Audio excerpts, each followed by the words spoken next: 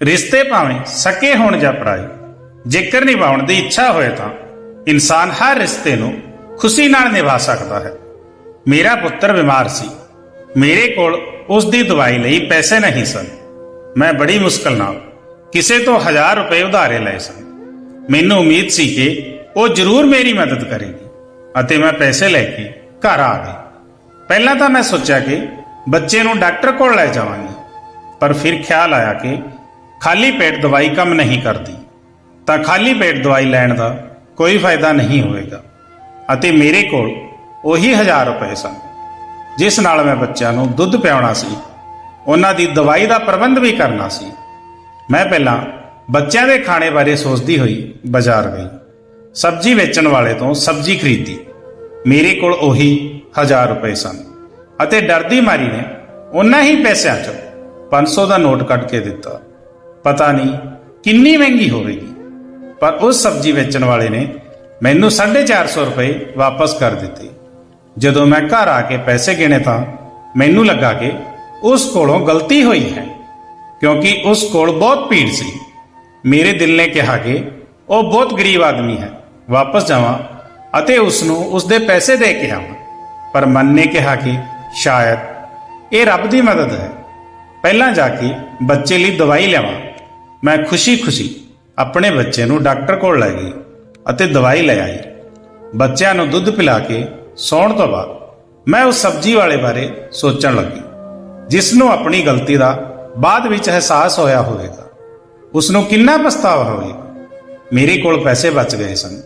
मैं मन विच सोचा कि मैं सवेरे जल्दी जाके उसनों बाकी दे पैसे वापस कर आवांगा अते जे इस विच पैसे घट रह गए तां मैं उसनों कहांगी कि मैं ये पैसे तैनूं बाद विच दे जावांगी। यकीनन वो सहमत होवेगा।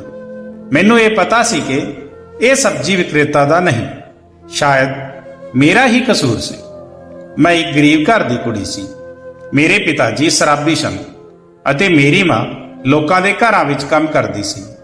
मेरे पिताजी ने मेरी वड्डी भैण नूं जूए विच गवा दिता सी, जिस कारण असीं दोवें एक दूजे तो विछड़ गईयां सन। मैं अपने पिता दी बुरी नज़र तो बचण दी पूरी कोशिश की, पर रब दी मर्जी बिना कौन बच सकता है। आखिर जदों मैं 16 साल दी हो गई तां मेरे पिताजी ने मैनू भी जूए विच हार दिता ते मैनू भी विआह दे नाते वेच के अपने पिता वर्गे जुआरी अते शराबी दे घर भेज दिता। अपनी मां वांग मैं भी लोकां दे घरां विच काम करदी सी ते अपनी कमाई नूं अपने जुएबाज पति दे हत्थां तो बचाउण लई कई तरीके घड़दी सी। कदे मैं कपड़िਆਂ ਦੇ ਥੈਲਿਆਂ ਵਿੱਚ पैसे छुपा लैंदी ते कदे राशन दे डब्बिਆਂ ਵਿੱਚ, पर ਉਹ फिर भी मेरे कोलों मेरी कमाई खो लैंदा। मेरे 3 बच्चे सन अते मैं बहुत खुश सी। खुश सिर्फ इस ਲਈ क्योंकि रब ने मैनू 3 पुत्तर दिते सन। मेरी कोई धी नहीं सी जिसनों मेरा पति मेरे पिता वांग वेच सकदा होवे। इसे तरह समा बीतदा गया अते मेरी जिंदगी इसे तरह चलती रही। कई हफ्तिਆਂ बाद ਜਦੋਂ मेरे पति ਨੂੰ मेरे घर ਦੀ याद ਆਉਂਦੀ ਤਾਂ घर आ ਜਾਂਦਾ ਤੇ जो भी कीमती समान ਉਹ ਵੇਖਦਾ ਉਸਨੂੰ ਵੇਚ ਦਿੰਦਾ। ਜੇਕਰ ਉਸਨੂੰ ਕੁਝ ਨਹੀਂ ਮਿਲਦਾ ਤਾਂ ਉਹ ਮੈਨੂੰ ਕੁੱਟਣਾ ਸ਼ੁਰੂ ਕਰ ਦਿੰਦਾ ਅਤੇ ਜੇਕਰ ਮੇਰੇ ਬੱਚੇ ਮੈਨੂੰ ਬਚਾਉਣ ਦੀ ਕੋਸ਼ਿਸ਼ ਕਰਦੇ ਤਾਂ ਉਹ ਬੱਚਿਆਂ ਨੂੰ ਵੀ ਮਾਰਨਾ ਸ਼ੁਰੂ ਕਰ ਦਿੰਦਾ। ਮੈਨੂੰ ਤਾਂ ਬਸ ਇਹ ਤਸੱਲੀ ਸੀ ਕਿ ਇਹ ਮੇਰਾ ਆਪਣਾ ਘਰ ਹੈ ਅਤੇ ਉਹ ਇਹ ਕਦੇ ਵੀ ਨਹੀਂ ਵੇਚ ਸਕਦਾ ਸੀ, क्योंकि मेरे सहुरे ने अपने पुत्र दियां हरकतां नूं देखदे होए मेरे विआह तो बाद ये घर मेरे नां कर दिता सी। मेरे सहुरे ने जिउंदे रहिंदिआं ये बहुत वधिया काम कीता। घट्टो घट मेरे बच्चों के सिर ते छत तां है जिस नूं उन्हां दा जुआरी बाप नहीं खो सकदा सी। आले दुआले दे घरां दीयां औरतां भी मेरे वर्गियां ही सन। वो मेहनत मजदूरी करके अपने बच्चों का पेट पालदियां सन। अज अपने बच्चे दे बीमार होने करके मैं एक ईमानदार व्यक्ति का हक मारिया सी अते ये गल मैनू चुभती रहिंदी सी। कुछ दिनों बाद जदों बेटे की तबीयत ठीक हो गई अते मैनू तनख्वाह मिल गई तो मैं सोचा कि मैं उस सब्जी बेचण वाले का कर्जा मोड़ देवां। मैनू कुछ सब्जियां भी चाहिए सन, इसलिए मैं फिर बाजार गई। इस सब्जी बेचण वाले ने मैनू देख के भी अणदेखा कर दिता अते बाकी गाहकां नूं समान देना शुरू कर दिता। ਮੈਂ ਉਸਦੇ ਇਸ ਰਵੱਈਏ ਤੋਂ ਬਹੁਤ ਹੈਰਾਨ ਸੀ। ਸ਼ਾਇਦ ਇਸ ਲਈ ਮੈਨੂੰ ਨਜ਼ਰਅੰਦਾਜ਼ ਕਰ ਰਿਹਾ ਸੀ ਕਿ ਇਹਨਾਂ ਸਭ ਨੂੰ ਸਮਾਂ ਦੇਣ ਤੋਂ ਬਾਅਦ ਮੇਰੇ ਨਾਲ ਗੱਲ ਕਰੇਗਾ। ਮੈਂ ਤਾਂ ਪਹਿਲਾਂ ਵਾਲੀ ਸਬਜ਼ੀ ਦੇ ਪੈਸੇ ਵੀ ਦੇਣੇ ਸਨ, ਇਸ ਲਈ ਮੈਂ ਸਬਜ਼ੀ ਵੇਚਣ ਵਾਲੇ ਕੋਲ ਹੀ ਆਈ ਸੀ। ਮੈਂ ਚੁੱਪਚਾਪ ਖੜੀ ਰਹੀ। ਸਾਰਿਆਂ ਨੂੰ ਸਬਜ਼ੀ ਦੇਣ ਤੋਂ ਬਾਅਦ ਉਸਨੇ ਮੇਰੇ ਵੱਲ ਦੇਖਿਆ ਤੇ ਪੁੱਛਿਆ ਕਿ ਤੁਹਾਨੂੰ ਕੀ ਚਾਹੀਦਾ ਹੈ। ਮੈਂ ਉਸਨੂੰ ਬਹੁਤ ਸਾਰੀਆਂ ਸਬਜ਼ੀਆਂ ਦੱਸੀਆਂ ਅਤੇ ਉਹ ਤੋਲਣ ਲੱਗਾ। ਫਿਰ ਜਦੋਂ ਉਸਨੇ ਸਾਰੀ ਸਬਜ਼ੀ ਤੋਲ ਦਿੱਤੀ ਤਾਂ ਮੈਂ ਉਸਨੂੰ ਪੁੱਛਿਆ ਕਿ ਇਹਨਾਂ ਦੇ ਕਿੰਨੇ ਪੈਸੇ ਬਣੇ। ਮੈਂ ਇਹ ਸੁਣ ਕੇ ਹੈਰਾਨ ਰਹਿ ਗਈ ਕਿ ਸਬਜ਼ੀ ਵਾਲੇ ਨੇ ਮੇਰੇ ਤੋਂ ਸਿਰਫ 50 ਰੁਪਏ ਹੀ ਮੰਗੇ। ਮੈਂ ਸੋਚਿਆ ਕਿ ਉਸ ਤੋਂ ਕੋਈ ਗਲਤੀ ਹੋਈ ਹੈ, ਇਸ ਲਈ ਮੈਂ 500 ਦਾ ਨੋਟ ਕੱਟ ਕੇ ਉਸਨੂੰ ਦੇ ਦਿੱਤਾ। ਪਰ ਉਸਨੇ ਫਿਰ ਤੋਂ 50 ਰੁਪਏ ਕੱਟ ਕੇ ਬਾਕੀ ਦੇ 450 ਰੁਪਏ ਵਾਪਸ ਕਰ ਦਿੱਤੇ। ਅਤੇ ਜਦੋਂ ਮੈਂ ਉਸਨੂੰ ਦੱਸਿਆ ਕਿ ਸਬਜ਼ੀ ਬਹੁਤ ਮਹਿੰਗੀ ਹੈ ਤਾਂ ਉਸਨੇ ਮੈਨੂੰ ਕੋਈ ਜਵਾਬ ਨਹੀਂ ਦਿੱਤਾ ਅਤੇ ਦੂਜੇ ਗਾਹਕਾਂ ਵੱਲ ਧਿਆਨ ਦੇਣ ਲੱਗਾ। ਮੈਂ ਹੈਰਾਨ ਹੋ ਕੇ ਘਰ ਵਾਪਸ ਆਈ ਅਤੇ ਫਿਰ ਇਹ ਰੋਜ਼ ਦੀ ਹੀ ਗੱਲ ਹੋ ਗਈ। ਜਦੋਂ ਵੀ ਮੈਂ ਉਸ ਸਬਜ਼ੀ ਵੇਚਣ ਵਾਲੇ ਦੀ ਦੁਕਾਨ ਤੇ ਜਾਂਦੀ, ਮੈਂ ਜੋ ਵੀ ਸਬਜ਼ੀ ਖਰੀਦੀ ਤਾਂ ਉਹ ਮੈਥੋਂ ਸਿਰਫ 50 ਰੁਪਏ ਹੀ ਲੈਂਦਾ। ਕਈ ਵਾਰ ਸਬਜ਼ੀ ਦੀ ਕੀਮਤ 200 ਰੁਪਏ ਤੋਂ ਲੈ ਕੇ 300 ਰੁਪਏ ਤੱਕ ਹੁੰਦੀ ਸੀ, ਪਰ ਉਹ ਮੇਰੇ ਤੋਂ 50 ਰੁਪਏ ਤੋਂ ਵੱਧ ਨਹੀਂ ਲੈਂਦਾ ਸੀ ਅਤੇ ਹਮੇਸ਼ਾ ਸਾਰੇ ਗਾਹਕਾਂ ਦੇ ਜਾਣ ਦਾ ਇੰਤਜ਼ਾਰ ਕਰਦਾ ਜਾਂ ਪਹਿਲਾਂ ਉਹਨਾਂ ਨੂੰ ਸਬਜ਼ੀ ਦਿੰਦਾ ਅਤੇ ਉਹਨਾਂ ਤੋਂ ਬਾਅਦ ਉਹ ਮੈਨੂੰ ਸਬਜ਼ੀ ਦਿੰਦਾ। ਉਹ ਇਹ ਇਸ ਕਰਕੇ ਕਰਦਾ ਸੀ ਕਿ ਕਿਸੇ ਨੂੰ ਪਤਾ ਨਾ ਲੱਗੇ ਕਿ ਉਸਨੇ ਮੈਨੂੰ ਇੰਨੀਆਂ ਸਬਜ਼ੀਆਂ ਸਿਰਫ 50 ਰੁਪਏ ਵਿੱਚ ਦੇ ਦਿੱਤੀਆਂ। ਮੈਨੂੰ ਇਹ ਗੱਲ ਬੜੀ ਅਜੀਬ ਲੱਗਦੀ। ਜਦੋਂ ਮੇਰੇ ਘਰ ਸਬਜ਼ੀ ਵਾਲੇ ਪੈਸਿਆਂ ਦੀ ਬਚਤ ਹੋਣ ਕਰਕੇ ਮੇਰੇ ਘਰ ਦਾ ਗੁਜ਼ਾਰਾ ਹੋਣ ਲੱਗਾ ਤਾਂ ਮੈਂ ਵੀ ਉਸ ਦੀ ਦੁਕਾਨ ਤੋਂ ਸਬਜ਼ੀ ਲਿਆਉਣ ਲੱਗ ਪਈ।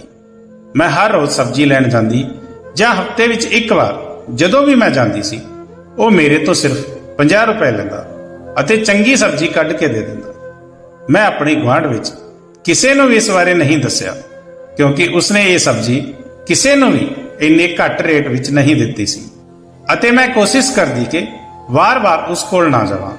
ਪਰ ਉਸ ਦੀ ਸਬਜ਼ੀ ਤੋਂ ਬਚੇ ਹੋਏ ਪੈਸਿਆਂ ਨਾਲ ਮੈਂ ਆਪਣੀਆਂ ਕਈ ਲੋੜਾਂ ਪੂਰੀਆਂ ਕਰਦੀ ਸੀ ਅਤੇ ਆਪਣੇ ਇੱਕ ਮੁੰਡੇ ਨੂੰ ਸਕੂਲ ਵਿੱਚ ਪੜ੍ਹਨ ਵੀ ਲਾ ਦਿੱਤਾ ਸੀ। ਇਸ ਲਈ ਮੈਂ ਉਸ ਦੁਕਾਨ ਤੋਂ ਹੀ ਸਬਜ਼ੀ ਖਰੀਦਦੀ ਰਹੀ ਕਿਉਂਕਿ ਮੈਂ ਕਿਸੇ ਹੋਰ ਦੁਕਾਨ ਤੋਂ ਸਬਜ਼ੀ ਲੈਂਦੀ ਤਾਂ ਮੈਨੂੰ ਵੱਧ ਪੈਸੇ ਦੇਣੇ ਪੈਂਦੇ ਜੋ ਕਿ ਮੈਂ ਨਹੀਂ ਦੇ ਸਕਦੀ ਸੀ। ਮੈਂ ਹਮੇਸ਼ਾ ਇਹ ਸੋਚ ਕੇ ਜਾਂਦੀ ਕਿ ਮੈਂ ਜ਼ਰੂਰ ਪੁੱਛਾਂਗੀ ਕਿ ਉਹ ਮੈਨੂੰ 50 ਰੁਪਏ ਵਿੱਚ ਹੀ ਸਬਜ਼ੀ ਕਿਉਂ ਦਿੰਦਾ ਹੈ, ਪਰ ਇਸ ਲਈ ਇਹ ਜ਼ਰੂਰੀ ਸੀ ਕਿ ਉਸ ਦੀ ਦੁਕਾਨ ਤੇ ਕੋਈ ਗਾਹਕ ਨਾ ਹੋਵੇ। ਪਰ ਜਦੋਂ ਵੀ ਮੈਂ ਉਸ ਦੇ ਦੁਕਾਨ ਤੇ ਜਾਂਦੀ ਤਾਂ ਉਸ ਕੋਲ ਭੀੜ ਹੀ ਹੁੰਦੀ। ਕਦੇ ਉਹ ਮੇਰੀ ਸਬਜ਼ੀ ਲੈਣ ਤੋਂ ਬਾਅਦ ਆਉਂਦੇ ਸਨ ਤੇ ਕਦੇ ਪਹਿਲਾਂ ਹੀ ਖੜੇ ਹੁੰਦੇ ਸਨ। ਮੈਨੂੰ ਉਸ ਨਾਲ ਗੱਲ ਕਰਨ ਦਾ ਮੌਕਾ ਨਹੀਂ ਮਿਲਿਆ। ਇਸ ਸਭ ਪਿੱਛੇ ਉਸ ਦਾ ਕੋਈ ਨਾ ਕੋਈ ਮਨਸੂਬਾ ਜ਼ਰੂਰ ਸੀ। ਮੈਂ ਇੱਕ ਔਰਤ ਸੀ, ਮੈਂ ਸਮਝ ਸਕਦੀ ਸੀ ਤੇ ਮੈਨੂੰ ਡਰ ਵੀ ਲੱਗਦਾ ਸੀ ਕਿ ਕਿਤੇ ਮੈਨੂੰ ਇਸ ਦੀ ਕੋਈ ਭਾਰੀ ਕੀਮਤ ਨਾ ਚੁਕਾਉਣੀ ਪੈ ਜਾਵੇ। ਪਰ ਉਸ ਦਾ ਅਜੇ ਕੋਈ ਇਰਾਦਾ ਨਹੀਂ ਲੱਗ ਰਿਹਾ ਸੀ ਕਿਉਂਕਿ ਉਸਨੇ ਮੇਰੇ ਵੱਲ ਕਦੇ ਵੇਖਿਆ ਵੀ ਨਹੀਂ ਸੀ ਅਤੇ ਉਹ ਬਹੁਤ ਸ਼ਰੀਫ ਲੱਗ ਰਿਹਾ ਸੀ। ਸਵਾਲ ਇਹ ਸੀ ਕਿ ਉਹ ਮੇਰੀ ਗਰੀਬੀ ਕਾਰਨ ਤਰਸ ਖਾ ਕੇ ਮੇਰੀ ਮਦਦ ਕਰਨਾ ਚਾਹੁੰਦਾ ਸੀ। ਤਾਂ ਬਹੁਤ ਸਾਰੇ ਲੋਕ ਹਨ ਜਿਨ੍ਹਾਂ ਨੂੰ ਮਦਦ ਦੀ ਲੋੜ ਸੀ। ਅਜੇ ਲੋਕ ਵੀ ਸਨ ਜੋ 2-3 ਦਿਨ ਭੁੱਖੇ ਰਹਿੰਦੇ ਸਨ, ਫਿਰ ਵੀ ਉਹ ਉਹਨਾਂ ਲੋਕਾਂ ਦੀ ਮਦਦ ਕਿਉਂ ਨਹੀਂ ਕਰਦਾ। ਇਹ ਮੇਰੀ ਮਦਦ ਹੀ ਕਿਉਂ ਕਰਦਾ ਹੈ। ਇਹ ਗੱਲ ਮੈਨੂੰ ਸੋਚਣ ਲਈ ਮਜਬੂਰ ਕਰਦੀ ਅਤੇ ਮੇਰੇ ਹਰ ਸਵਾਲ ਦਾ ਜਵਾਬ ਸਿਰਫ ਸਬਜ਼ੀ ਵੇਚਣ ਵਾਲੇ ਕੋਲ ਹੀ ਸੀ। ਪਰ ਮੈਨੂੰ ਉਸ ਨਾਲ ਗੱਲ ਕਰਨ ਦਾ ਮੌਕਾ ਨਹੀਂ ਮਿਲ ਰਿਹਾ ਸੀ। ਇੱਕ ਦਿਨ ਸਾਡੇ ਮਾਲਕ ਦੇ ਘਰ ਇੱਕ ਵੱਡੀ ਪਾਰਟੀ ਸੀ ਜਿੱਥੇ ਮੈਂ ਕੰਮ ਕਰਦੀ ਸੀ। ਮਾਲਕਣ ਨੇ ਮੈਨੂੰ ਮੰਡੀ ਤੋਂ ਸਬਜ਼ੀ ਲੈ ਕੇ ਆਉਣ ਲਈ ਅਤੇ ਰਾਮ ਸਿੰਘ ਦੀ ਮਦਦ ਕਰਨ ਲਈ ਕਿਹਾ। ਮੇਰੇ ਕਦਮ ਆਪਣੇ ਆਪ ਹੀ ਉਸ ਦੁਕਾਨ ਵੱਲ ਵਧਣ ਲੱਗੇ। ਮੈਂ ਸੋਚਿਆ ਅੱਜ ਜ਼ਿਆਦਾ ਸਬਜ਼ੀਆਂ ਦੀ ਲੋੜ ਹੈ ਜਿਸ ਦੀ ਕੀਮਤ ਘੱਟੋ ਘੱਟ 3000 ਤੱਕ ਹੋਵੇਗੀ। ਅੱਜ ਸਬਜ਼ੀ ਵੇਚਣ ਵਾਲਾ ਕੀ ਕਰੇਗਾ। ਜਦੋਂ ਮੈਂ ਸਾਰੀਆਂ ਸਬਜ਼ੀਆਂ ਲਈ ਤਾਂ ਮੈਂ ਉਸ ਦੇ ਚਿਹਰੇ ਤੇ ਹੈਰਾਨੀ ਦੇਖੀ, ਪਰ ਫਿਰ ਉਸ ਚੁੱਪਚਾਪ ਸਬਜ਼ੀਆਂ ਤੋਲਣ ਲੱਗ ਪਿਆ ਅਤੇ ਜਦੋਂ ਪੈਸੇ ਦੀ ਗੱਲ ਆਈ ਤਾਂ ਮੈਂ ਉਸ ਨੂੰ 5000 ਰੁਪਏ ਦਿੱਤੇ ਜੋ ਮੈਨੂੰ ਮਾਲਕਣ ਨੇ ਦਿੱਤੇ ਸਨ। ਪਰ ਹਮੇਸ਼ਾ ਵਾਂਗ ਉਸਨੇ ਉਵੇਂ ਹੀ ਕੀਤਾ। ਇਸ 5000 ਵਿੱਚੋਂ 50 ਰੁਪਏ ਕੱਟ ਕੇ ਬਾਕੀ ਰਕਮ ਮੈਨੂੰ ਵਾਪਸ ਕਰਨ ਲੱਗਾ। ਮੈਂ ਉਸ ਨੂੰ ਕਿਹਾ ਕਿ ਮੈਂ ਇਹ ਸਬਜ਼ੀ ਆਪਣੀ ਮਾਲਕਣ ਲਈ ਲੈ ਰਹੀ ਹਾਂ। ਉਸ ਦੇ ਹੈਰਾਨ ਹੋਏ ਚਿਹਰੇ ਤੇ ਮੁਸਕਰਾਹਟ ਦਿਖਾਈ ਦਿੱਤੀ ਅਤੇ ਉਸਨੇ ਸਬਜ਼ੀ ਦੇ ਸਾਰੇ ਪੈਸੇ ਕੱਟ ਕੇ ਮੈਨੂੰ 2000 ਰੁਪਏ ਵਾਪਸ ਕਰ ਦਿੱਤੇ। ਇਸ ਲਈ ਮੈਨੂੰ ਯਕੀਨ ਹੋ ਗਿਆ ਉਹ ਸਿਰਫ ਮੈਨੂੰ ਹੀ ਘੱਟ ਪੈਸਿਆਂ ਵਿੱਚ ਸਬਜ਼ੀ ਦਿੰਦਾ ਹੈ। ਉਸ ਸਮੇਂ ਉਸ ਦੀ ਦੁਕਾਨ ਤੇ ਕੁਝ ਗਾਹਕ ਵੀ ਮੌਜੂਦ ਸਨ, ਇਸ ਲਈ ਮੈਂ ਉਸ ਤੋਂ ਸਵਾਲ ਨਹੀਂ ਕਰ ਸਕੀ। ਉਸ ਦਿਨ ਮੈਂ ਸਾਰਾ ਦਿਨ ਦਾਵਤ ਵਿੱਚ ਰੁੱਝੀ ਰਹੀ ਤੇ ਅਗਲੇ 2 ਦਿਨ ਮੈਨੂੰ ਸਬਜ਼ੀ ਵੇਚਣ ਵਾਲੇ ਦੀ ਦੁਕਾਨ ਤੇ ਜਾਣ ਦਾ ਸਮਾਂ ਨਹੀਂ ਮਿਲਿਆ। ਕੁਝ ਦਿਨਾਂ ਬਾਅਦ ਜਦੋਂ ਮੈਂ ਉਸ ਦੀ ਦੁਕਾਨ ਤੇ ਗਈ ਤਾਂ ਉਸ ਨਾਲ ਇੱਕ ਮੁੰਡਾ ਵੀ ਮੌਜੂਦ ਸੀ ਅਤੇ ਉਹ ਉੱਥੇ ਕੰਮ ਕਰ ਰਿਹਾ ਸੀ। ਰੋਜ਼ ਵਾਂਗ ਉਸਨੇ ਮੈਨੂੰ 50 ਰੁਪਏ ਵਿੱਚ ਸਬਜ਼ੀ ਦਿੱਤੀ, ਪਰ ਉਸ ਲੜਕੇ ਕਾਰਨ ਮੈਂ ਕੋਈ ਸਵਾਲ ਨਹੀਂ ਪੁੱਛ ਸਕੀ। ਕੁਝ ਦਿਨਾਂ ਬਾਅਦ ਜਦੋਂ ਮੈਂ ਦੁਬਾਰਾ ਦੁਕਾਨ ਤੇ ਗਈ ਤਾਂ ਉਹ ਮੁੰਡਾ ਹੀ ਸੀ। ਉਹ ਖੁਦ ਦੁਕਾਨ ਤੇ ਮੌਜੂਦ ਨਹੀਂ ਸੀ। ਮੈਨੂੰ ਘੱਟ ਪੈਸਿਆਂ ਵਿੱਚ ਸਬਜ਼ੀ ਲੈਣ ਦੀ ਆਦਤ ਪੈ ਗਈ ਸੀ। ਮੈਨੂੰ ਹੈਰਾਨੀ ਹੋਈ ਕਿ ਮੁੰਡੇ ਨੇ ਵੀ ਮੈਨੂੰ ਸਾਰੀਆਂ ਸਬਜ਼ੀਆਂ ਸਿਰਫ 50 ਰੁਪਏ ਵਿੱਚ ਦਿੱਤੀਆਂ। ਜਦੋਂ ਮੈਂ ਉਸ ਮੁੰਡੇ ਨੂੰ ਪੁੱਛਿਆ ਕਿ ਉਸਨੇ ਮੇਰੇ ਤੋਂ ਸਿਰਫ 50 ਰੁਪਏ ਕਿਉਂ ਲਏ ਤਾਂ ਉਸਨੇ ਦੱਸਿਆ ਕਿ ਉਹ ਖੁਦ ਨਹੀਂ ਸਮਝ ਸਕਿਆ ਕਿ ਉਸ ਦੀ ਦੁਕਾਨ ਦੇ ਮਾਲਕ ਨੇ ਉਸ ਨੂੰ ਅਜਿਹਾ ਕਰਨ ਲਈ ਕਿਉਂ ਕਿਹਾ, ਕਿਉਂਕਿ ਮੈਂ ਸਿਰਫ ਮਾਲਕ ਦੇ ਕਹੇ ਅਨੁਸਾਰ ਚੱਲ ਰਿਹਾ ਸੀ। ਦੁਕਾਨ ਦੇ ਮਾਲਕ ਨੇ ਮੈਨੂੰ ਕਿਹਾ ਸੀ ਕਿ ਜਦੋਂ ਵੀ ਤੁਸੀਂ ਇੱਥੇ ਆਓ, ਕਿਸੇ ਵੀ ਸਮੇਂ ਤੁਸੀਂ ਜੋ ਕੁਝ ਵੀ ਖਰੀਦਣਾ ਚਾਹੋ ਤਾਂ ਮੈਂ ਤੁਹਾਡੇ ਤੋਂ ਸਿਰਫ 50 ਰੁਪਏ ਲਵਾਂ। ਅੱਜ ਵੀ ਮੈਂ ਸਬਜ਼ੀ ਲੈ ਲਈ। ਉਸ ਦੀ ਕੀਮਤ 1300 ਦੇ ਬਰਾਬਰ ਸੀ, ਪਰ ਉਸਨੇ ਮੇਰੇ ਤੋਂ ਸਿਰਫ 350 ਰੁਪਏ ਲਏ। ਮੈਂ ਉਸ ਨੂੰ ਪੁੱਛਿਆ ਕਿ ਤੁਹਾਡਾ ਮਾਲਕ ਕਦੋਂ ਆਵੇਗਾ, ਜਿਸ ਦਾ ਉਸਨੇ ਕੋਈ ਉੱਤਰ ਨਹੀਂ ਦਿੱਤਾ। ਹੁਣ ਮੈਂ ਹੋਰ ਵੀ ਉਲਝਣ ਵਿੱਚ ਸੀ ਅਤੇ ਆਪਣੇ ਸਵਾਲਾਂ ਦੇ ਜਵਾਬ ਚਾਹੁੰਦੀ ਸੀ, ਪਰ ਹੁਣ ਇਹ ਗੱਲ ਮੈਨੂੰ ਅਸੰਭਵ ਜਾਪਦੀ ਸੀ, ਕਿਉਂਕਿ ਹੁਣ ਅਕਸਰ ਉਹ ਮੁੰਡਾ ਹੀ ਦੁਕਾਨ ਤੇ ਹੁੰਦਾ ਸੀ ਅਤੇ ਉਹ ਸਬਜ਼ੀ ਵੇਚਣ ਵਾਲਾ ਆਪ ਨਹੀਂ ਹੁੰਦਾ ਸੀ। ਮੈਨੂੰ ਉਸੇ ਤਰ੍ਹਾਂ ਸਬਜ਼ੀ ਮਿਲ ਰਹੀ ਸੀ ਅਤੇ ਮੇਰੇ ਲਈ ਇਹ ਚੰਗੀ ਗੱਲ ਸੀ, ਪਰ ਮੈਨੂੰ ਮੇਰੇ ਸਵਾਲਾਂ ਦੇ ਜਵਾਬ ਨਹੀਂ ਮਿਲ ਰਹੇ ਸਨ। ਉਹਨਾਂ ਦਿਨਾਂ ਵਿੱਚ ਹੋਇਆ ਇਹ ਕਿ ਮੇਰੇ ਦੋਵੇਂ ਵੱਡੇ ਪੁੱਤਰ ਸਕੂਲ ਜਾਣ ਲੱਗ ਪਏ ਸਨ ਅਤੇ ਮੈਂ ਚੰਗੇ ਭਵਿੱਖ ਦੀ ਆਸ ਰੱਖ ਰਹੀ ਸੀ, ਅਤੇ ਇਹ ਸਭ ਸਬਜ਼ੀਆਂ ਦੀ ਕੀਮਤ ਘੱਟ ਹੋਣ ਕਾਰਨ ਸੰਭਵ ਹੋ ਸਕਿਆ ਸੀ, ਕਿਉਂਕਿ ਇਸ ਤੋਂ ਪਹਿਲਾਂ ਤਾਂ ਮੈਂ ਬੱਚਿਆਂ ਲਈ 2 ਵਕਤ ਦੀ ਰੋਟੀ ਲਈ ਸੋਚਦੀ ਰਹਿੰਦੀ ਸੀ। ਪਰ ਜਦੋਂ ਮੇਰੀ ਕੁਝ ਬੱਚਤ ਹੋਣ ਲੱਗੀ ਤਾਂ ਮੈਂ ਉਹਨਾਂ ਦੀ ਪੜ੍ਹਾਈ ਬਾਰੇ ਵੀ ਸੋਚਣ ਲੱਗੀ। ਹੁਣ ਮੈਨੂੰ ਕੁਝ ਉਮੀਦ ਨਜ਼ਰ ਆ ਰਹੀ ਸੀ ਕਿ ਮੇਰੇ ਬੱਚੇ ਵੀ ਪੜ੍ਹ ਲਿਖ ਕੇ ਕਿਸੇ ਮੁਕਾਮ ਤੇ ਪਹੁੰਚ ਜਾਣਗੇ ਅਤੇ ਸ਼ਾਇਦ ਮੇਰੀ ਇਹ ਦੁੱਖ ਭਰੀ ਜ਼ਿੰਦਗੀ ਖਤਮ ਹੋ ਜਾਵੇਗੀ। ਇਹ ਸਿਲਸਿਲਾ ਸ਼ੁਰੂ ਰਿਹਾ। ਮੈਂ ਬਹੁਤੀ ਪੜ੍ਹੀ ਲਿਖੀ ਤਾਂ ਨਹੀਂ ਸੀ, ਪਰ ਕੁਝ ਹੱਦ ਤੱਕ ਪੰਜਾਬੀ ਪੜ੍ਹ ਸਕਦੀ ਸੀ। ਇਸ ਲਈ ਮੈਂ ਆਪਣੇ ਤਰੀਕੇ ਨਾਲ ਸਬਜ਼ੀਆਂ ਦਾ ਹਿਸਾਬ ਕਿਤਾਬ ਲਿਖਣਾ ਸ਼ੁਰੂ ਕਰ ਦਿੱਤਾ। ਉਹ ਇਸ ਲਈ ਕਿਉਂਕਿ ਮੇਰੇ ਮਨ ਵਿੱਚ ਇੱਕ ਖਿਆਲ ਸੀ ਕਿ ਜੇਕਰ ਮੇਰੇ ਕੋਲ ਜ਼ਿੰਦਗੀ ਵਿੱਚ ਚੰਗੇ ਪੈਸੇ ਆਏ ਤਾਂ ਮੈਂ ਸਬਜ਼ੀ ਵੇਚਣ ਵਾਲੇ ਦਾ ਸਾਰਾ ਕਰਜ਼ਾ ਇੱਕ ਵਾਰ ਵਿੱਚ ਹੀ ਮੋੜ ਦੇਵਾਂਗੀ। ਸਬਜ਼ੀ ਵੇਚਣ ਵਾਲੇ ਦਾ ਇਹ ਰਾਜ਼ ਮੈਂ ਆਪਣੇ ਬੱਚਿਆਂ ਨੂੰ ਵੀ ਨਹੀਂ ਦੱਸਿਆ, ਕਿਉਂਕਿ ਜੇਕਰ ਬੱਚੇ ਇਹ ਗੱਲ ਆਪਣੇ ਦੋਸਤਾਂ ਨੂੰ ਦੱਸ ਦਿੰਦੇ ਤਾਂ ਮੇਰੇ ਲਈ ਮੁਸ਼ਕਲਾਂ ਖੜੀਆਂ ਹੋ ਜਾਣੀਆਂ ਸਨ। ਸਭ ਤੋਂ ਪਹਿਲਾਂ ਮੇਰੇ ਚਰਿੱਤਰ ਤੇ ਗੱਲ ਆਉਣੀ ਸੀ। ਮੈਂ ਗਰੀਬ ਜ਼ਰੂਰ ਸੀ, ਪਰ ਚਰਿੱਤਰਹੀਣ ਨਹੀਂ ਸੀ। ਪਰ ਇਹ ਗੱਲ ਕਿਸੇ ਨੂੰ ਸਮਝ ਨਹੀਂ ਆਉਣੀ ਸੀ ਤੇ ਸਾਰੇ ਮੈਨੂੰ ਸਵਾਲ ਕਰਦੇ ਕਿ ਉਹ ਤੈਨੂੰ ਇੰਨੇ ਘੱਟ ਪੈਸਿਆਂ ਵਿੱਚ ਸਬਜ਼ੀ ਕਿਉਂ ਦਿੰਦਾ ਹੈ। ਇਸ ਨੂੰ ਇਸੇ ਤਰ੍ਹਾਂ ਚੱਲਦੇ ਤਕਰੀਬਨ 7-8 ਮਹੀਨੇ ਹੋ ਗਏ ਸਨ ਅਤੇ ਹੁਣ ਤੱਕ ਮੈਂ ਉਸ ਵਿਅਕਤੀ ਨੂੰ ਨਹੀਂ ਮਿਲ ਸਕੀ ਸੀ। ਤੇ ਆਖਰਕਾਰ ਇੱਕ ਦਿਨ ਮੈਨੂੰ ਮੌਕਾ ਮਿਲਿਆ। ਮੈਂ ਸ਼ਾਮ ਨੂੰ ਕੰਮ ਤੋਂ ਦੇਰ ਨਾਲ ਆਇਆ, ਇਸ ਕਾਰਨ ਮੈਂ ਸਬਜ਼ੀ ਖਰੀਦਣ ਲਈ ਵੀ ਦੇਰ ਨਾਲ ਗਈ। ਉਸ ਸਮੇਂ ਸਬਜ਼ੀ ਵੇਚਣ ਵਾਲਾ ਖੁਦ ਦੁਕਾਨ ਤੇ ਮੌਜੂਦ ਸੀ। ਉਹ ਦੂਜਾ ਮੁੰਡਾ ਅੱਜ ਉੱਥੇ ਨਹੀਂ ਸੀ ਅਤੇ ਨਾ ਹੀ ਕੋਈ ਗਾਹਕ ਸੀ। ਜਾਂਦੇ ਹੀ ਮੈਂ ਉਸ ਨੂੰ ਸਵਾਲ ਕੀਤਾ ਕਿ ਤੁਸੀਂ ਇਹ ਸਭ ਸਿਰਫ 50 ਰੁਪਏ ਵਿੱਚ ਕਿਉਂ ਦਿੰਦੇ ਹੋ ਅਤੇ ਕੀ ਕਾਰਨ ਹੈ ਕਿ ਤੁਸੀਂ ਇਸ ਤਰ੍ਹਾਂ ਮੇਰੀ ਮਦਦ ਕਰਦੇ ਹੋ। ਤਾਂ ਉਸਨੇ ਮੈਨੂੰ ਕਿਹਾ ਕਿ ਬਸ ਤੁਸੀਂ ਮੈਨੂੰ ਇਹ ਦੱਸੋ ਕਿ ਕੀ ਤੁਹਾਡੀ ਇਸ ਨਾਲ ਕੋਈ ਮਦਦ ਹੋ ਰਹੀ ਹੈ। ਮੈਂ ਉਸ ਨੂੰ ਕਿਹਾ ਕਿ ਮੈਂ ਆਪਣੇ ਦੋਵੇਂ ਬੱਚਿਆਂ ਦਾ ਸਕੂਲ ਵਿੱਚ ਦਾਖਲਾ ਕਰਵਾ ਲਿਆ ਹੈ। ਮੈਂ ਘਰ ਦੀਆਂ ਕਈ ਛੋਟੀਆਂ ਚੀਜ਼ਾਂ ਲੈ ਲਈਆਂ ਹਨ ਜੋ ਮੇਰੇ ਪਤੀ ਦੀਆਂ ਨਜ਼ਰਾਂ ਤੋਂ ਬਚਾ ਕੇ ਰੱਖੀਆਂ ਹਨ। ਉਸਨੇ ਕਿਹਾ ਕਿ ਮੈਂ ਬਸ ਤੁਹਾਡੀ ਮਦਦ ਕਰਨਾ ਚਾਹੁੰਦਾ ਸੀ। ਅੱਜ ਤੱਕ ਮੈਂ ਤੁਹਾਨੂੰ ਕਦੇ ਗਲਤ ਨਜ਼ਰ ਨਾਲ ਨਹੀਂ ਦੇਖਿਆ ਅਤੇ ਇਹ ਗੱਲ ਤੁਹਾਨੂੰ ਵੀ ਪਤਾ ਹੈ। ਮੇਰਾ ਇੱਕੋ ਇੱਕ ਇਰਾਦਾ ਸੀ ਤੁਹਾਡੀ ਮਦਦ ਕਰਨਾ, ਪਰ ਮੇਰਾ ਸਵਾਲ ਇੱਕ ਹੀ ਸੀ ਕਿ ਜੇਕਰ ਉਹ ਮਦਦ ਕਰਨਾ ਚਾਹੁੰਦਾ ਹੈ ਤਾਂ ਇੱਥੇ ਬਹੁਤ ਸਾਰੇ ਲੋਕ ਹਨ ਜਿਨ੍ਹਾਂ ਨੂੰ ਉਸ ਦੀ ਮਦਦ ਦੀ ਲੋੜ ਹੈ, ਕਿਉਂਕਿ ਉਸ ਦੀ ਦੁਕਾਨ ਦੇ ਆਸ-ਪਾਸ ਅਸੀਂ ਸਾਰੇ ਗਰੀਬ ਲੋਕ ਹੀ ਰਹਿੰਦੇ ਸੀ। ਉੱਥੇ ਹਰ ਕੋਈ ਗਰੀਬ ਸੀ, ਤਾਂ ਉਹ ਮੇਰੀ ਮਦਦ ਹੀ ਕਿਉਂ ਕਰਦਾ ਹੈ। ਜਦੋਂ ਮੈਂ ਉਸ ਨੂੰ ਇਹ ਸਵਾਲ ਪੁੱਛਿਆ ਤਾਂ ਉਹ ਘਬਰਾ ਗਿਆ ਅਤੇ ਰੋਣ ਲੱਗ ਪਿਆ ਅਤੇ ਕਿਹਾ ਕਿ ਮੇਰੇ ਕੋਲ ਤੁਹਾਡੇ ਸਵਾਲ ਦਾ ਜਵਾਬ ਹੈ, ਪਰ ਮੈਂ ਦੇਣਾ ਨਹੀਂ ਚਾਹੁੰਦਾ। ਜਦੋਂ ਮੈਂ ਉਸ ਨੂੰ ਕਿਹਾ ਕਿ ਜਾਂ ਤਾਂ ਉਹ ਮੇਰੇ ਸਵਾਲ ਦਾ ਜਵਾਬ ਦੇਵੇ जब मैं उस तो सब्जी नहीं खरीदांगी ਤਾਂ ਉਹ ਹੋਰ ਪਰੇਸ਼ਾਨ ਹੋ ਗਿਆ। ਉਸਨੇ ਮੇਰੇ ਨਾਲ ਵਾਅਦਾ ਕੀਤਾ ਕਿ ਉਹ ਮੇਰੇ ਸਾਰੇ ਸਵਾਲਾਂ ਦਾ ਜਵਾਬ ਦੇਵੇਗਾ ਜੇਕਰ ਮੈਂ ਹਮੇਸ਼ਾ ਉਸ ਦੀ ਦੁਕਾਨ ਤੋਂ ਸਬਜ਼ੀ ਖਰੀਦਾਂਗੀ। ਜਦੋਂ ਮੈਂ ਉਸ ਨਾਲ ਵਾਅਦਾ ਕੀਤਾ ਤਾਂ ਉਸਨੇ ਮੈਨੂੰ ਕੱਲ ਸ਼ਾਮ ਨੂੰ ਆਪਣੇ ਘਰ ਆਉਣ ਲਈ ਕਿਹਾ। ਉਹ ਮੇਰੇ ਸਾਰੇ ਸਵਾਲਾਂ ਦੇ ਜਵਾਬ ਉੱਥੇ ਹੀ ਦੇਵੇਗਾ, ਪਰ ਮੈਂ ਉਸਦੇ ਘਰ ਨਹੀਂ ਜਾਣਾ ਚਾਹੁੰਦੀ ਸੀ। ਉਸਨੇ ਫਟਾਫਟ ਮੈਨੂੰ ਆਪਣੇ ਘਰ ਦਾ ਪਤਾ ਦੱਸ ਦਿੱਤਾ, ਪਰ ਮੈਂ ਇੱਥੇ ਹੀ ਸਾਰੇ ਸਵਾਲਾਂ ਦੇ ਜਵਾਬ ਲੈਣਾ ਚਾਹੁੰਦੀ ਸੀ। ਪਰ ਉਸੇ ਸਮੇਂ ਦੁਕਾਨ ਤੇ ਇੱਕ ਹੋਰ ਆਦਮੀ ਆ ਗਿਆ ਅਤੇ ਮੈਨੂੰ ਚੁੱਪ ਰਹਿਣਾ ਪਿਆ। ਉਸ ਸਮੇਂ ਮੈਂ ਉਹ ਸਬਜ਼ੀ ਚੁੱਕੀ ਅਤੇ ਆਪਣੇ ਘਰ ਵਾਪਸ ਆ ਗਈ। ਪਰ ਹੁਣ ਮੇਰੀ ਸਾਰੀ ਰਾਤ ਇਸੇ ਚਿੰਤਾ ਵਿੱਚ ਬੀਤ ਗਈ ਕਿ ਉਸਨੇ ਮੈਨੂੰ ਆਪਣੇ ਘਰ ਬੁਲਾਇਆ ਹੈ। ਪਤਾ ਨਹੀਂ ਕਿਉਂ ਬੁਲਾਇਆ, ਅਤੇ ਉਹ ਵੀ ਸ਼ਾਮ ਤੋਂ ਬਾਅਦ। ਅਤੇ ਜੇ ਮੈਂ ਨਾ ਗਈ ਤਾਂ ਸ਼ਾਇਦ ਮੈਂ ਸਾਰੀ ਉਮਰ ਇਹਨਾਂ ਸਵਾਲਾਂ ਦੇ ਜਵਾਬ ਨਹੀਂ ਲੈ ਸਕਾਂਗੀ, ਅਤੇ ਜੇ ਮੈਂ ਗਈ ਤਾਂ ਪਤਾ ਨਹੀਂ ਉਹ ਮੇਰੇ ਨਾਲ ਕੀ ਕਰੇਗਾ, ਕਿਉਂਕਿ ਬੰਦੇ ਦਾ ਕੀ ਭਰੋਸਾ। ਮੇਰੀ ਜ਼ਿੰਦਗੀ ਵਿੱਚ ਸਾਰੇ ਮਰਦ ਇਸੇ ਤਰ੍ਹਾਂ ਦੇ ਹੀ ਆਏ ਸਨ। ਮੇਰੇ ਦਿਲ ਦੀ ਧੜਕਣ ਵੱਧਦੀ ਜਾ ਰਹੀ ਸੀ। ਉਸਦੇ ਘਰ ਦੇ ਦਰਵਾਜ਼ੇ ਤੇ ਪਹੁੰਚ ਕੇ ਇੱਕ ਵਾਰ ਦਿਲ ਨੇ ਕਿਹਾ ਕਿ ਮੈਂ ਵਾਪਸ ਮੁੜ ਜਾਵਾਂ, ਅਤੇ ਇਹ ਜਿਵੇਂ ਚੱਲ ਰਿਹਾ ਹੈ ਚੱਲਣ ਦਿਆਂ। ਮੈਨੂੰ ਜਵਾਬ ਲੈਣ ਦੀ ਕੀ ਲੋੜ ਹੈ? ਮੇਰੀਆਂ ਸਾਰੀਆਂ ਲੋੜਾਂ ਪੂਰੀਆਂ ਹੋ ਰਹੀਆਂ ਹਨ। ਮੇਰੇ ਬੱਚਿਆਂ ਨੂੰ ਖਾਣਾ ਮਿਲ ਰਿਹਾ ਹੈ ਅਤੇ ਉਹ ਚੰਗੀ ਸਿੱਖਿਆ ਪ੍ਰਾਪਤ ਕਰ ਰਹੇ ਹਨ। ਮੇਰੇ ਘਰ ਦੀਆਂ ਲੋੜਾਂ ਵੀ ਪੂਰੀਆਂ ਹੋ ਰਹੀਆਂ ਹਨ। ਮੈਨੂੰ ਇਸ ਰਾਜ਼ ਨੂੰ ਗੁਪਤ ਹੀ ਰਹਿਣ ਦੇਣਾ ਚਾਹੀਦਾ ਹੈ। ਮੇਰੇ ਅੰਦਰ ਦੀ ਆਤਮਾ ਨਹੀਂ ਮੰਨ ਰਹੀ ਸੀ, ਅਤੇ ਵਾਰ-ਵਾਰ ਇਹ ਖਿਆਲ ਮੇਰੇ ਮਨ ਵਿੱਚ ਆਉਂਦਾ ਕਿ ਇੱਕ ਵਾਰ ਮੈਨੂੰ ਅੰਦਰ ਜਾਣਾ ਚਾਹੀਦਾ ਹੈ। ਇਸ ਤੋਂ ਬਾਅਦ ਮੈਂ ਦਰਵਾਜ਼ਾ ਖੜਕਾਇਆ। ਦਰਵਾਜ਼ਾ ਖੜਕਾਉਣ ਤੋਂ ਬਾਅਦ ਮੇਰਾ ਦਿਲ ਤੇਜ਼ੀ ਨਾਲ ਧੜਕਣ ਲੱਗਾ, ਅਤੇ ਮੈਨੂੰ ਇੱਥੇ ਆਉਣ ਦਾ ਫੈਸਲਾ ਗਲਤ ਮਹਿਸੂਸ ਹੋਣ ਲੱਗਾ।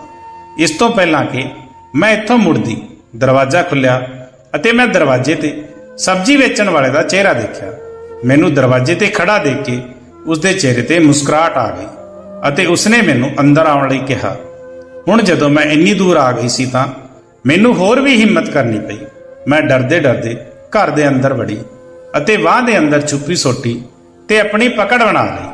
ਜਦੋਂ ਮੈਂ ਘਰ ਅੰਦਰ ਗਈ ਤੇ ਜਿਵੇਂ ਹੀ ਮੈਂ ਅੰਦਰ ਆਈ, ਉਸਨੇ ਤੁਰੰਤ ਲਾਈਟ ਆਨ ਕਰ ਦਿੱਤੀ, ਅਤੇ ਜਿਵੇਂ ਹੀ ਲਾਈਟ ਆਨ ਕੀਤੀ ਤਾਂ ਮੈਂ ਜੋ ਦੇਖਿਆ, ਮੈਂ ਪੂਰੀ ਤਰ੍ਹਾਂ ਹੈਰਾਨ ਰਹਿ ਗਈ। ਮੈਨੂੰ ਲੱਗਾ ਜਿਵੇਂ ਕਮਰੇ ਦੀ ਛੱਤ ਮੇਰੇ ਸਿਰ ਤੇ ਆ ਡਿੱਗੀ ਹੋਵੇ।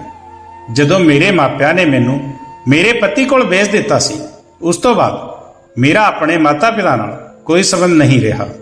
ਮੈਨੂੰ ਨਹੀਂ ਪਤਾ ਸੀ ਕਿ ਮੇਰੀ ਭੈਣ ਅਤੇ ਮਾਤਾ-ਪਿਤਾ ਕਿਸ ਹਾਲਤ ਵਿੱਚ ਸਨ, ਅਤੇ ਮੈਂ ਸਮਝ ਰਹੀ ਸੀ ਕਿ ਉਹ ਮੇਰੇ ਲਈ ਮਰ ਚੁੱਕੇ ਹਨ, ਅਤੇ ਮੈਂ ਉਹਨਾਂ ਬਾਰੇ ਕਦੇ ਵੀ ਨਹੀਂ ਸੋਚਿਆ।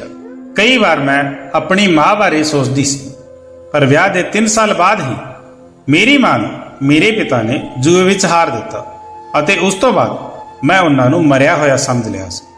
ਮੈਂ ਕਦੇ ਨਹੀਂ ਸੋਚਿਆ ਕਿ ਮੈਂ ਉਹਨਾਂ ਦਾ ਦੁਬਾਰਾ ਸਾਹਮਣਾ ਕਰਾਂਗੀ। ਮੈਂ ਆਪਣੇ ਪਿਤਾ ਜੀ ਨੂੰ ਸਟੋਰ ਦੇ ਬਿਸਤਰ ਤੇ ਪਏ ਦੇਖਿਆ, ਅਤੇ ਉਹਨਾਂ ਨੂੰ ਦੇਖ ਕੇ ਮੈਨੂੰ ਹੋਰ ਵੀ ਨਫ਼ਰਤ ਮਹਿਸੂਸ ਹੋਈ ਕਿ ਅਸੀਂ ਅੱਜ ਜਿਸ ਵੀ ਹਾਲਤ ਵਿੱਚ ਹਾਂ, ਉਸ ਆਦਮੀ ਦੀ ਬਦੌਲਤ ਹੀ ਹਾਂ। ਪਰ ਉਸ ਦੀ ਹਾਲਤ ਇੰਨੀ ਮਾੜੀ ਸੀ ਕਿ ਮੈਂ ਉਹਨਾਂ ਨੂੰ ਨਫ਼ਰਤ ਵੀ ਨਹੀਂ ਕਰ ਸਕਦੀ ਸੀ। ਮੇਰੇ ਪਿੱਛੇ ਖੜੇ ਸਬਜ਼ੀ ਵੇਚਣ ਵਾਲੇ ਨੇ ਮੈਨੂੰ ਕਿਹਾ ਕਿ ਕੀ ਤੁਸੀਂ ਇਹਨਾਂ ਨੂੰ ਪਛਾਣ ਲਿਆ ਹੈ? ਮੇਰੀ ਤਾਂ ਕੁਝ ਸਮਝ ਵਿੱਚ ਨਹੀਂ ਆ ਰਿਹਾ ਸੀ। ਮੈਂ ਉਸ ਨੂੰ ਕੀ ਜਵਾਬ ਦੇਵਾਂ? ਮੇਰੀ ਹਾਲਤ ਦੇਖ ਕੇ ਉਸਨੇ ਕਿਹਾ ਕਿ ਇਹ ਆਦਮੀ ਤੇਰਾ ਪਿਤਾ ਹੈ, ਤੇ ਤੇਰਾ ਹੀ ਨਹੀਂ ਮੇਰਾ ਵੀ ਹੈ। ਮੈਂ ਤੁਹਾਡਾ ਭਰਾ ਹਾਂ। ਅਤੇ ਇਹ ਸੁਣ ਕੇ ਮੈਂ ਹੈਰਾਨ ਰਹਿ ਗਿਆ। ਇਹ ਕਿਵੇਂ ਸੰਭਵ ਹੋ ਸਕਦਾ ਹੈ? ਇਹ ਬੰਦਾ ਮੇਰਾ ਭਰਾ ਕਿਵੇਂ ਹੋ ਸਕਦਾ ਹੈ? ਕਿਉਂਕਿ ਅਸੀਂ ਤਾਂ ਸਿਰਫ 2 ਭੈਣਾਂ ਹੀ ਸੀ। ਮੈਂ ਸੋਚਿਆ ਸੀ ਕਿ ਅੱਜ ਇੰਨੀ ਵੱਡੀ ਗੱਲ ਤੋਂ ਬਾਅਦ ਮੈਂ ਕੋਈ ਹੋਰ ਸਦਮਾ ਬਰਦਾਸ਼ਤ ਨਹੀਂ ਕਰ ਸਕਾਂਗੀ। ਮੈਂ ਅੱਗੇ ਜਾ ਕੇ ਪਿਤਾ ਜੀ ਦੀ ਹਾਲਤ ਵੇਖੀ। ਮੇਰੀਆਂ ਅੱਖਾਂ ਵਿੱਚ ਹੰਝੂ ਆ ਗਏ। ਉਹਨਾਂ ਨੂੰ ਅਧਰੰਗ ਦਾ ਦੌਰਾ ਪਿਆ ਸੀ, ਅਤੇ ਉਹ ਬੋਲਣ ਤੋਂ ਅਸਮਰਥ ਸੀ। ਹੱਥ ਵੀ ਨਹੀਂ ਹਿਲਾ ਸਕਦੇ ਸਨ। ਮੇਰੇ ਵੱਲ ਦੇਖ ਕੇ ਹੀ ਰੋ ਰਹੇ ਸਨ। ਮੈਂ ਉਸ ਸਬਜ਼ੀ ਵੇਚਣ ਵਾਲੇ ਨੂੰ ਪੁੱਛਿਆ ਕਿ ਇਹ ਸਭ ਕੀ ਹੈ? ਤੁਸੀਂ ਮੇਰੇ ਭਰਾ ਕਿਵੇਂ ਹੋ ਸਕਦੇ ਹੋ? ਅਸੀਂ 2 ਭੈਣਾਂ ਹੀ ਸੀ, ਤੇ ਪਿਤਾ ਜੀ ਤੁਹਾਡੇ ਕੋਲ ਕਿਵੇਂ? ਫਿਰ ਉਸਨੇ ਦੱਸਿਆ ਕਿ ਤੁਹਾਡੀ ਮਾਂ ਨੂੰ ਜੂਏ ਵਿੱਚ ਹਾਰਨ ਤੋਂ ਪਹਿਲਾਂ ਉਸਨੇ ਖੁਦ ਇੱਕ ਔਰਤ ਨੂੰ ਜੂਏ ਵਿੱਚ ਜਿੱਤ ਲਿਆ ਸੀ। ਉਸਨੂੰ ਉਹ ਆਪਣੇ ਘਰ ਨਹੀਂ ਲਿਆ, ਤੇ ਉਸਨੂੰ ਇੱਕ ਹੋਰ ਥਾਂ ਰੱਖਿਆ। ਸਬਜ਼ੀ ਵੇਚਣ ਵਾਲਾ ਉਸੇ ਔਰਤ ਦਾ ਮੁੰਡਾ ਸੀ। ਉਸਨੂੰ ਜਨਮ ਦਿੰਦੇ ਸਮੇਂ ਉਸ ਔਰਤ ਦੀ ਮੌਤ ਹੋ ਗਈ, ਅਤੇ ਰੱਬ ਦਾ ਕਰਿਸ਼ਮਾ ਦੇਖੋਗੇ, ਮੈਂ ਉਸ ਦੀ ਭੈਣ ਸੀ। ਮੇਰੀ ਮਾਂ ਨੇ ਉਸ ਨੂੰ ਪਾਲਿਆ ਸੀ ਅਤੇ ਉਸ ਨੂੰ ਚੰਗੇ ਮਾੜੇ ਦੀ ਸਮਝ ਦਿੱਤੀ ਸੀ। ਜਦੋਂ ਉਹ ਕੁਝ ਸਮਝਦਾਰ ਹੋਇਆ ਤਾਂ ਮਾਂ ਨੇ ਉਸ ਨੂੰ ਸਾਰੀ ਗੱਲ ਦੱਸ ਦਿੱਤੀ ਤਾਂ ਜੋ ਇਸ ਨਾਲ ਉਹ ਆਪਣੇ ਪਿਤਾ ਵਾਂਗ ਨਾ ਬਣ ਜਾਵੇ। ਅਤੇ ਮੇਰੀ ਮਾਂ ਦਾ 3 ਸਾਲ ਪਹਿਲਾਂ ਦੇਹਾਂਤ ਹੋ ਗਿਆ ਸੀ ਅਤੇ ਜਦੋਂ ਇਹ ਥੋੜਾ ਵੱਡਾ ਹੋਇਆ ਤਾਂ ਇਸ ਨੇ ਆਪਣੀ ਭੈਣ ਬਾਰੇ ਜਾਣਕਾਰੀ ਲੈਣ ਦੀ ਕੋਸ਼ਿਸ਼ ਕੀਤੀ। ਫਿਰ ਉਸ ਨੂੰ ਪਤਾ ਲੱਗਿਆ ਕਿ ਵਿਆਹ ਤੋਂ ਬਾਅਦ ਹੀ ਬੱਚੇ ਨੂੰ ਜਨਮ ਦਿੰਦੇ ਹੋਏ ਉਸ ਦੀ ਮੌਤ ਹੋ ਗਈ ਸੀ ਅਤੇ ਉਸ ਦੇ ਨਾਲ ਉਸ ਬੱਚੇ ਦੀ ਵੀ ਮੌਤ ਹੋ ਗਈ ਸੀ। ਹੁਣ ਇਸ ਦੁਨੀਆ ਵਿੱਚ ਉਸ ਦੀ ਇੱਕ ਭੈਣ ਤੇ ਇੱਕ ਪਿਤਾ ਹੀ ਸੀ। ਉਸਨੇ ਸਾਡੇ ਦੋਵਾਂ ਬਾਰੇ ਜਾਣਕਾਰੀ ਲੈਣ ਦੀ ਕੋਸ਼ਿਸ਼ ਕੀਤੀ। ਉਹ ਪੜ੍ਹਿਆ ਲਿਖਿਆ ਨਾ ਹੋਣ ਕਾਰਨ ਕੋਈ ਨੌਕਰੀ ਨਹੀਂ ਕਰ ਸਕਦਾ ਸੀ, ਇਸ ਲਈ ਸਬਜ਼ੀਆਂ ਵੇਚਣੀਆਂ ਸ਼ੁਰੂ ਕਰ ਦਿੱਤੀਆਂ। ਉਹ ਸਖਤ ਮਿਹਨਤ ਕਰਦਾ ਸੀ ਅਤੇ ਸਮਾਜ ਵਿੱਚ ਉਸ ਦਾ ਬਹੁਤ ਸਤਿਕਾਰ ਹੁੰਦਾ ਸੀ। ਇੱਕ ਦਿਨ ਉਹ ਆਪਣੇ ਪਿਤਾ ਨੂੰ ਮਿਲਿਆ ਅਤੇ ਜਿਸ ਹਾਲਤ ਵਿੱਚ ਉਹ ਉਹਨਾਂ ਨੂੰ ਮਿਲਿਆ ਉਸ ਨੂੰ ਦੇਖ ਕੇ ਤਰਸ ਆਇਆ ਅਤੇ ਉਹ ਉਹਨਾਂ ਨੂੰ ਆਪਣੇ ਘਰ ਲੈ ਆਇਆ ਅਤੇ ਹੁਣ ਉਸਨੇ ਸਬਜ਼ੀ ਵੇਚਣ ਲਈ ਦੁਕਾਨ ਤੇ ਮੁੰਡਾ ਰੱਖ ਲਿਆ ਤੇ ਉਹ ਆਪਣੇ ਪਿਤਾ ਨਾਲ ਘਰ ਵਿੱਚ ਹੀ ਰਹਿੰਦਾ ਸੀ, ਕਿਉਂਕਿ ਪਿਤਾ ਜੀ ਨਾ ਤਾਂ ਕੁਝ ਬੋਲ ਸਕਦੇ ਸੀ ਅਤੇ ਨਾ ਹੀ ਕੁਝ ਖਾ ਸਕਦੇ ਸੀ। ਤੇ ਫਿਰ ਉਸਨੇ ਮੇਰੇ ਬਾਰੇ ਜਾਣਕਾਰੀ ਹਾਸਲ ਕੀਤੀ। ਮੇਰੇ ਬਾਰੇ ਜਾਣ ਕੇ ਉਹ ਬਹੁਤ ਦੁਖੀ ਹੋਇਆ, ਇਸ ਲਈ ਉਸਨੇ ਆਪਣੇ ਤਰੀਕੇ ਨਾਲ ਮੇਰੀ ਮਦਦ ਕਰਨ ਦੀ ਕੋਸ਼ਿਸ਼ ਕੀਤੀ ਅਤੇ ਉਹ 50 ਰੁਪਏ ਵੀ ਇਸ ਲਈ ਲੈਂਦਾ ਸੀ ਤਾਂ ਜੋ ਮੇਰੇ ਮਾਣ ਨੂੰ ਠੇਸ ਨਾ ਪਹੁੰਚੇ। ਜੇ ਉਸਨੇ ਮੈਨੂੰ ਸਬਜ਼ੀ ਮੁਫਤ ਦਿੱਤੀ ਹੁੰਦੀ ਤਾਂ ਮੈਂ ਸ਼ਾਇਦ ਅਗਲੇ ਦਿਨ ਉਸ ਦੀ ਦੁਕਾਨ ਤੇ ਨਾ ਜਾਂਦੀ, ਕਿਉਂਕਿ ਸ਼ੁਰੂ ਵਿੱਚ ਮੈਂ ਸੋਚਦੀ ਸੀ ਕਿ ਉਹ ਗਲਤੀ ਨਾਲ ਉਸ ਨੂੰ ਪੈਸੇ ਵਾਪਸ ਕਰ ਰਿਹਾ ਹੈ। ਪਰ ਜਦੋਂ ਉਸ ਪੈਸੇ ਨਾਲ ਮੇਰੇ ਘਰ ਦੀਆਂ ਲੋੜਾਂ ਪੂਰੀਆਂ ਹੋਣ ਲੱਗੀਆਂ ਤਾਂ ਮੈਂ ਆਪ ਹੀ ਉਸ ਦੀ ਦੁਕਾਨ ਵੱਲ ਜਾਣ ਲੱਗੀ ਅਤੇ ਉਸਨੇ ਜਾਣਬੁੱਝ ਕੇ ਮੇਰੇ ਕਿਸੇ ਵੀ ਸਵਾਲ ਦਾ ਜਵਾਬ ਨਹੀਂ ਦਿੱਤਾ ਅਤੇ ਇਹ ਇੱਕ ਗਰੀਬ ਭਰਾ ਦੀ ਆਪਣੀ ਗਰੀਬ ਭੈਣ ਦੀ ਮਦਦ ਕਰਨ ਦੀ ਕੋਸ਼ਿਸ਼ ਸੀ। ਇਹ ਸਭ ਸੁਣ ਕੇ ਮੇਰੀਆਂ ਅੱਖਾਂ ਵਿੱਚ ਹੰਝੂ ਆ ਗਏ ਅਤੇ ਮੈਂ ਪਰਮਾਤਮਾ ਦਾ ਸ਼ੁਕਰਾਨਾ ਕੀਤਾ ਕਿ ਜੇਕਰ ਪਰਮਾਤਮਾ ਨੇ ਮੈਨੂੰ ਪਤੀ ਅਤੇ ਪਿਤਾ ਦੇ ਰੂਪ ਵਿੱਚ ਚੰਗੇ ਇਨਸਾਨ ਨਹੀਂ ਦਿੱਤੇ ਤਾਂ ਉਸਨੇ ਮੈਨੂੰ ਭਰਾ ਦੇ ਰੂਪ ਵਿੱਚ ਇੱਕ ਬਹੁਤ ਹੀ ਚੰਗਾ ਇਨਸਾਨ ਦਿੱਤਾ ਹੈ। ਅਤੇ ਮੈਂ ਆਪਣੇ ਮਨ ਵਿੱਚ ਸੋਚ ਰਹੀ ਸੀ ਕਿ ਮੈਂ ਆਪਣੇ ਤਿੰਨੇ ਪੁੱਤਰਾਂ ਨੂੰ ਸਹੀ ਰਸਤੇ ਤੇ ਚਲਾਵਾਂਗੀ। ਪੜ੍ਹਾਈ ਦੇ ਨਾਲ ਨਾਲ ਮੈਂ ਉਹਨਾਂ ਦੀ ਚੰਗੀ ਤਰ੍ਹਾਂ ਦੇਖਭਾਲ ਵੀ ਕਰਾਂਗੀ। ਇਸ ਤੋਂ ਪਹਿਲਾਂ ਮੈਂ ਕਦੇ ਵੀ ਉਹਨਾਂ ਦੇ ਪਾਲਣ ਪੋਸ਼ਣ ਵੱਲ ਬਹੁਤਾ ਧਿਆਨ ਨਹੀਂ ਦਿੱਤਾ ਸੀ ਅਤੇ ਇਸ ਦੇ ਨਾਲ ਹੀ ਮੈਂ ਆਪਣੇ ਪਿਤਾ ਨੂੰ ਦਿਲੋਂ ਮਾਫ ਕਰ ਦਿੱਤਾ, ਕਿਉਂਕਿ ਉਹ ਸਾਡੇ ਨਾਲ ਕੀਤੇ ਦੀ ਸਜ਼ਾ ਪਹਿਲਾਂ ਹੀ ਭੋਗ ਚੁੱਕੇ ਸਨ। ਅਤੇ ਆਪਣੀ ਮਾਂ ਵੱਲੋਂ ਵੀ ਮੈਂ ਉਸ ਆਦਮੀ ਨੂੰ ਮਾਫ ਕਰ ਦਿੱਤਾ ਅਤੇ ਆਪਣੇ ਭਰਾ ਨਾਲ ਵਾਅਦਾ ਕੀਤਾ ਕਿ ਮੈਂ ਉਸ ਦੇ ਘਰ ਆਉਂਦੀ ਰਹਾਂਗੀ ਅਤੇ ਪਿਤਾ ਜੀ ਦੀ ਦੇਖਭਾਲ ਕਰਾਂਗੀ। ਜਦੋਂ ਮੇਰੇ ਭਰਾ ਨੇ ਮੇਰੇ ਪਤੀ ਬਾਰੇ ਦੱਸਿਆ ਕਿ ਬੜੀ ਮੁਸ਼ਕਲ ਨਾਲ ਉਹਨਾਂ ਨੂੰ ਕੁਝ ਲੋਕਾਂ ਦੀ ਮਦਦ ਨਾਲ ਸ਼ਰਾਬ ਛੁਡਾਊ ਵਿਭਾਗ ਵਿੱਚ ਭਰਤੀ ਕਰਵਾਇਆ ਹੈ ਅਤੇ ਜਲਦੀ ਹੀ ਉਹ ਇੱਕ ਚੰਗੇ ਵਿਅਕਤੀ ਦੇ ਰੂਪ ਵਿੱਚ ਤੁਹਾਡੇ ਸਾਹਮਣੇ ਆਵੇਗਾ, ਮੈਨੂੰ ਉਹ ਸ਼ਬਦ ਨਹੀਂ ਮਿਲ ਰਹੇ ਸਨ ਜਿਨ੍ਹਾਂ ਰਾਹੀਂ ਆਪਣੇ ਵੀਰ ਦਾ ਧੰਨਵਾਦ ਕਰ ਸਕਾਂ। ਉਹ ਮੇਰੀ ਮਾਂ ਦਾ ਪੁੱਤਰ ਵੀ ਨਹੀਂ ਸੀ, ਪਰ ਮਾਂ ਦੇ ਪਾਲਣ ਪੋਸ਼ਣ ਦਾ ਹੱਕ ਅਦਾ ਕਰ ਲਈ ਆਪਣੇ ਪਾਸਿਓਂ ਮੇਰੀ ਮਦਦ ਕਰਨ ਦੀ ਕੋਸ਼ਿਸ਼ ਕਰ ਰਿਹਾ ਸੀ। ਇਹ ਸੱਚ ਹੈ ਕਿ ਪਰਵਰਿਸ਼ ਦਾ ਪ੍ਰਭਾਵ ਬਹੁਤ ਵੱਡਾ ਹੁੰਦਾ ਹੈ। ਮੇਰੇ ਪਿਤਾ ਦਾ ਖੂਨ ਉਸ ਦੀਆਂ ਰਗਾਂ ਵਿੱਚ ਸੀ, ਪਰ ਪਾਲਣ ਪੋਸ਼ਣ ਮੇਰੀ ਮਾਂ ਦਾ ਸੀ, ਜਿਸ ਨੇ ਪਿਤਾ ਦੇ ਖੂਨ ਨੂੰ ਉਸ ਤੇ ਹਾਵੀ ਨਹੀਂ ਹੋਣ ਦਿੱਤਾ।